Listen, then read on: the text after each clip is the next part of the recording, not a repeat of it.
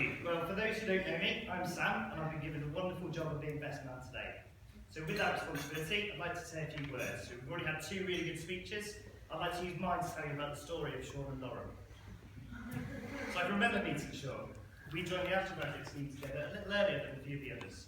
So we celebrated this by going out to the pub with one undergraduate who just joined and had a few beers. So that other graduate, after 2 pints, then went to the gym, so we quickly distanced ourselves. And not surprisingly, not here today, to be honest.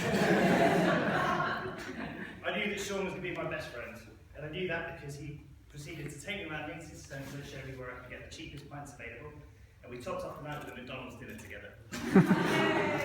But in front of me was a work in progress. Sean was bright, he was good looking, witty, but he was in need of a post-university overhaul. I remember he turned up to a friend's party. It was a friend in City Central Leeds, full of young single lawyers, smartly dressed, drinking Prosecco, you know the type. Sean turned up in a t-shirt probably 2 sizes too small, his jeans up to about here, bright white trainers even though we're going out, and a 4-pack of cardigan. We've got some work to do. But Lauren, I can remember when I met you too. You did talk to me that night, actually. It should have been the same day as Sean did too. He was sat there, this beautiful girl, so polite, so sophisticated, a woman of the world who's multilingual, with such broad horizons. And I remember the first thing you said to me. It was, Sam, I've had too much wine. But the smart move was that you remembered my name from the icebreaker as Sean's new best mate at the scheme, which was great to be of value to you. It was clear that both had fallen in love with each other really early on, but in Sean, Lauren saw potential and quickly devised a development plan whereby I could make our nice progress. So step 1 was to replace the ill-fitted t-shirts with nice smart shirts for going out. Vitally well-ironed as well, you know that bit in the corner that's really difficult to negotiate. He was all over that.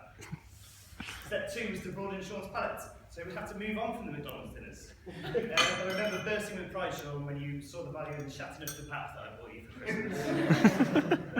And step 3 was prison defining touches in.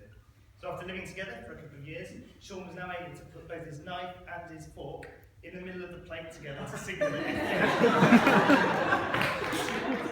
Lauren's work was complete. And now Sean was a new man, or at least he thought of himself this way. So after having a couple of years together, it was time for Sean's first holiday away from Lauren. And whilst he would certainly miss Lauren, he was very excited at the prospect of a cricket trip to Australia away with the lads. In fact, Sean was very much the overexcited camp.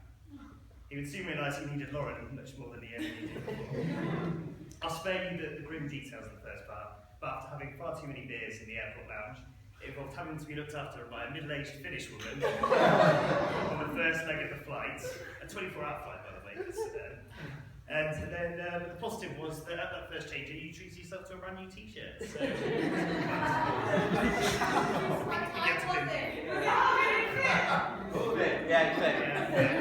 and clean was quite, And secondly, Sean would later learn in the trip that Lauren had another strong purpose in his life. And that's to get sun cream coverage on the middle of his back. Now, as a single male, I can empathise with this situation. My advice to you all is if you find yourself there, on the back of the hand and reach, or in the 6 weeks leading up to holiday, learn the discipline of yoga, and you'll be fine. For sure, you won't have to worry about that anymore. So I knew that Sean and Lauren would always be together, and we'd always be here on this day. Whenever they've reached a crossroads in life, they've always just carried on straight ahead together. And that's even when Lauren was driving Sean's Ford Focus. And the road markings in the south of France suggested that she should stop and let the other driver through because they had the right of way. But from the resulting accident, Lauren learned 2 key things that she would take in this experience. Firstly, the French word for shock absorber is what, Lauren? And secondly, and arguably more importantly, that Lauren could obtain Sean's forgiveness very easily, which is a tiny sum of €30, which was the cost of the largest bucket of chicken that local restaurant KFC could provide.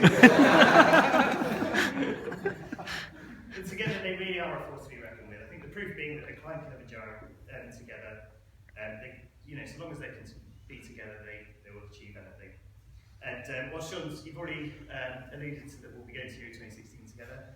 Lauren, I'm really sorry that hampered your honeymoon plans, but earlier today you were entered a verbal contract, and fair is fair. Sean, I'm really happy that you found a girl of your dreams. You always told me that you wanted a Lancashire blonde. But I'm most certain now that you were referring to the beard. Lauren, like everyone said today, you look absolutely stunning. So I'd like to thank the bridesmaids for bringing you here successfully. I had to lock the door to get Sean here so he didn't do a run-up. Both of you, from the bottom of my heart, I'd just like to say a massive thank you for making me part of this special day.